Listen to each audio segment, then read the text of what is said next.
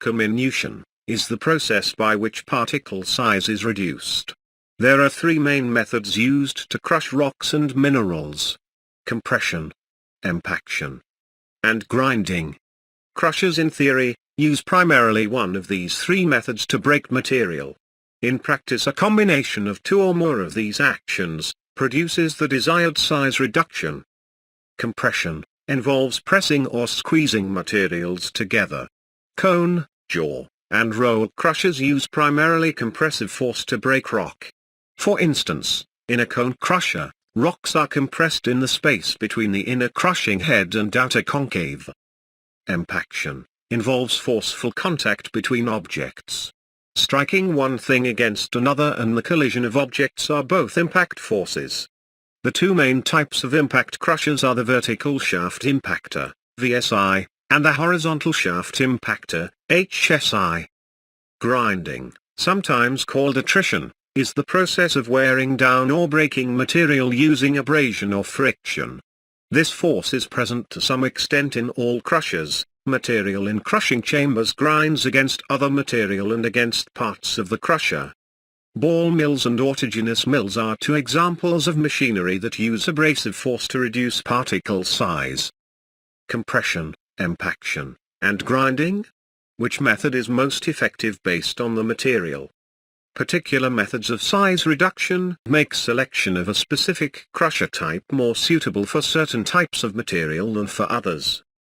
The following terms describe fundamental properties of rocks and minerals that are factors to be considered in determining how materials are processed. Hardness, a measure of how resistant a material is to breakage or abrasion. It relates both to the firmness of individual particles and the degree to which those particles are cemented or interlocked. Accordingly, soft aggregates are more easily broken than hard aggregates. Friability, a measure of how easily a material is broken into finer particles. Abrasiveness, the degree to which a material can wear away or wear down another through rubbing or scraping. An abrasive material is generally hard, resistant to fracture, and has rough individual particles on its surface. Materials that have a high silica content are abrasive. Compression crushers are most suitable when the material is hard and abrasive. They are recommended when the production of fines needs to be kept at a minimum. Compression should not be used with sticky materials. Impact crushers should not be used with abrasive materials that contain more than 5% silica. They are recommended for materials that have a high percentage of soft stone. Impaction tends to produce more cubical particles. The use of grinding is most effective with material that is friable and not abrasive. Grinding tends to produce a maximum of fines. Fines are extremely small particles. In technical terms, fines are aggregates whose size is less than 4.57 millimeters. The crushing process is typically completed in 3 or 4 stages. Primary is the first stage. Secondary is the second crushing stage. Tertiary, third and often the last stage of crushing. Quaternary, where applied, is the fourth crushing stage. Each consecutive stage further reduces the size of products. As each major type of crusher is examined, its place in the production process will be noted. Particular crushers are designed exclusively for a specific production stage, while others have a wider application. Describing the principle of operation for a jaw crusher in simple terms, the crushing chamber consists of two heavy plates, or jaws. One is fixed and vertical, and the other is movable and set at an angle. The movable plate swings backwards and forwards against the fixed plate to crush material. The jaws are farther apart at the top than at the bottom, forming a crushing chamber that gradually narrows from the feed opening to the discharge. Material fed into a jaw crusher is nipped, compressed, between the plates as it moves downward through the chamber.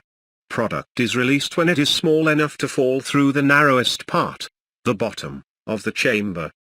Both the fixed plate and the swing plate of jaw crushers are protected by replaceable liners.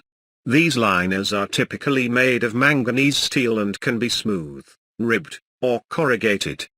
Corrugated liners are the most commonly used because they reduce the production of slab-shaped, Product. The wear rate of liners is dependent on several factors, including the quality of the liner, the abrasiveness and hardness of feed, and environmental factors such as moisture and temperature. There are three primary types of jaw crushers: Blake, Dodge, and overhead eccentric. An important aspect of jaw crusher classification is the location of the swing plate's pivot. The swing plate can be pivoted at the top or bottom of a jaw crusher. The swing plates of both Blake jaw crushers and overhead eccentric jaw crushers are pivoted at the top, meaning they have a fixed receiving area and a variable discharge opening. Blake and overhead eccentric crushers have no tendency to choke, clog. The swing plate of a Dodge jaw crusher is pivoted at the bottom, providing maximum movement between plates at the top. The drawback to this pivot arrangement is that Dodge crushers have a tendency to choke. Aside from their pivot arrangements, there are some other important differences between Blake and Dodge jaw crushers. They are noted in this table. A Blake jaw is suitable for high production rates, requires low maintenance and is generally larger than other jaw crushers. A Dodge-type jaw is more suited to overproduction, is higher in maintenance and generally smaller in size. The swing jaw of a Blake crusher has a strictly linear motion. It moves in a horizontal plane toward the fixed plate. The swing plate of an overhead eccentric crusher has an elliptical motion. It moves both horizontally and vertically. The vertical motion, which helps push material down through the crushing chamber, is generated because the swing plate is mounted on an eccentric shaft. Jaw crusher type relates to its swing plate and pivot arrangement, while its size is indicated by the dimensions of its feed opening. Classification of jaw crushers according to size is based on two dimensions: 1. The gape, the distance between the swing jaw and fixed jaw at the feed opening, and 2. The width of the feed opening, which is the distance between the crusher's side plates. The first two numbers of a jaw crusher model indicate the gape, while the last two numbers refer to the length. A 24 by 36, for example, has a gape of 24 inches and a width of 36 inches. The numbers are also listed in millimeters. The metric equivalent of a 24 by 36, for instance, is 610 by 914 millimeters. Gape relates to the feed opening, while open and closed side settings relate to the discharge opening. The maximum rock size that a jaw crusher can accept, often called the top size, is based on the gape, while the product size is largely determined by the crusher's open and closed side settings. The open side setting, OSS, is the distance between plates at the discharge opening when the swing jaw has moved back from the fixed jaw as far as possible. The closed side setting, CSS, is the distance between plates at the discharge opening when the movable jaw is as close as possible to the fixed jaw. Jaw crushers are normally used as primary crushers. Smaller models can be used as single-stage machines, but this is less common. Before material can be fed into a jaw crusher, it must be screened. In simple terms, screening separates and sorts material according to size. Screening takes place at several points throughout the production process. There are different mechanisms used to screen material prior to entering a jaw crusher. A grizzly feeder is one example. It aids in the removal of small rocks and residual material from blasting, dust, soil, and weathered rock, while providing the crusher with feed. Both gyratory and cone crushers have a gyrating crushing head that is lined with a manganese steel mantle. The mantle is indicated in red in the photo. It is one of two crushing surfaces of cone and gyratory crushers. The crushing head and mantle are mounted on an eccentric vertical shaft. The fixed outer covering of a cone or gyratory crusher is called the concave or bowl liner. Like the mantle, it is a crushing surface constructed of manganese steel. The orange arrows indicate the location of the concave relative to the inner mantle. Notice that there is a gap between them. Material is fed through the crusher's top and falls in the space between the mantle and liner. The gyration of the crushing head causes the gap between the mantle and concave to alternately open and close. This produces the compressive force needed to crush rock inside the chamber. After crushing, rock product falls out through the bottom gap between the mantle and concave. Like jaw crushers, gyratory and cone crushers also have an open side setting and closed side setting. As the crushing head rotates, the maximum gap between the mantle and concave is the open side setting, OSS, while the minimum gap is the closed side setting, CSS. The throw is the distance that the moving crushing surface travels between the open side setting and closed side setting. Gyratory crushers and cone crushers are typically classified according to two dimensions: 1, the size of the feed opening, and 2, the diameter of the mantle.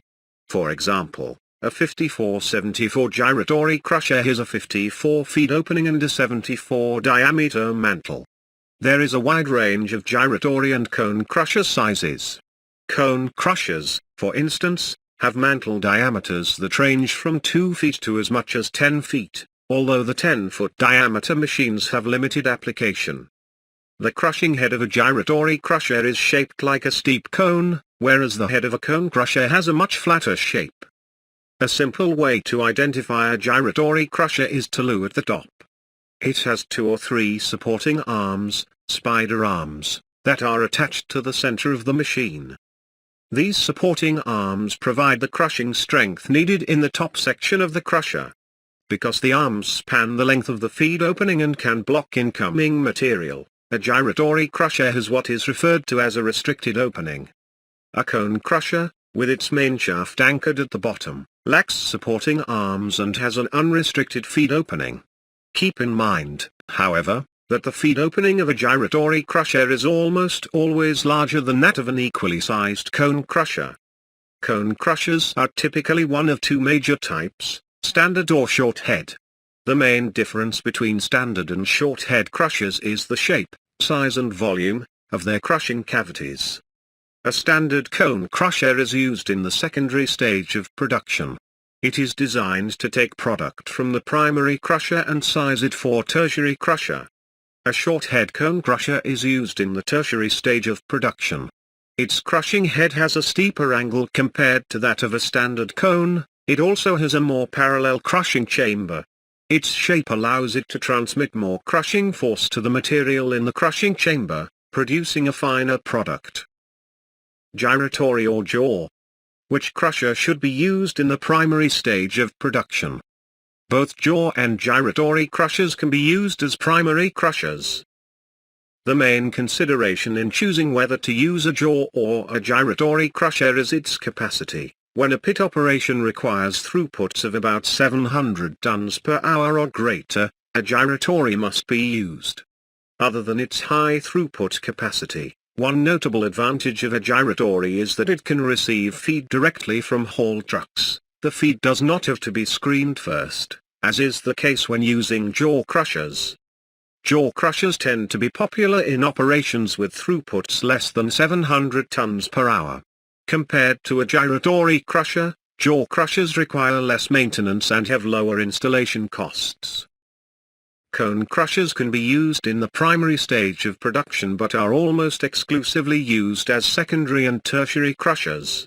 For more topics and more detail from us, visit our websites at quarryvision.com and quarrytraining.com. Graphics included in this video have been compiled from public domain resources, for use as a basic introduction to crushing applications, with reference to original source when available. We suggest visiting the referenced source sites for more examples describing vendor-specific application details.